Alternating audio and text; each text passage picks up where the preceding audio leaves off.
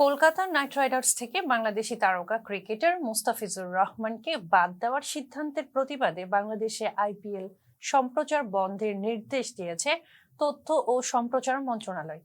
সোমবার টেলিভিশন চ্যানেলগুলোর কাছে পাঠানো চিঠিতে মন্ত্রণালয় জানিয়েছে, ভারতীয় ক্রিকেট বোর্ড কর্তৃক আগামী ২৬ মার্চ থেকে শুরু হওয়া আইপিএল ২০২৬-এ বাংলাদেশের প্রধান পেসার মুস্তাফিজুর রহমানকে দল থেকে বাদ দেওয়ার বিষয়টি নজরে এসেছে।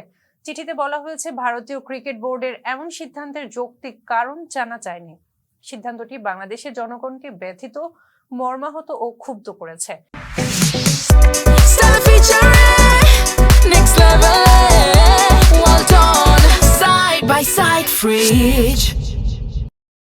চিঠিতে আরো উল্লেখ করা হয়েছে, বর্তমান পরিস্থিতিতে এবং সরকারি নীতি অনুযায়ী পরবর্তী নির্দেশনা না দেওয়া পর্যন্ত আইপিএল এর সব খেলা, লাইভ সম্প্রচার, অনুষ্ঠানের কভারেজ এবং সংশ্লিষ্ট সব প্রচার কার্যক্রম বন্ধ রাখতে টেলিভিশন চ্যানেলের শীর্ষ নির্বাহীদের নির্দেশ দেওয়া হয়েছে।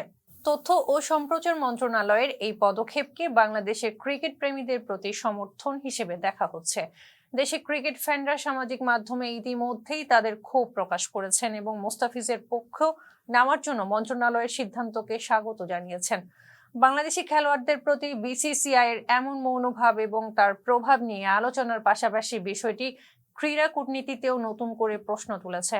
সম্প্রচার বন্ধের এই সিদ্ধান্ত আইপিএল দর্শকদের মধ্যে চাঞ্চল্য সৃষ্টি করেছে, তবে সরকারের মতে এটি জাতীয় স্বার্থ এবং খেলোয়াড়দের মর্যাদা রক্ষার অংশ। ফেস দ্য পিপলের সঙ্গে থাকার জন্য ধন্যবাদ।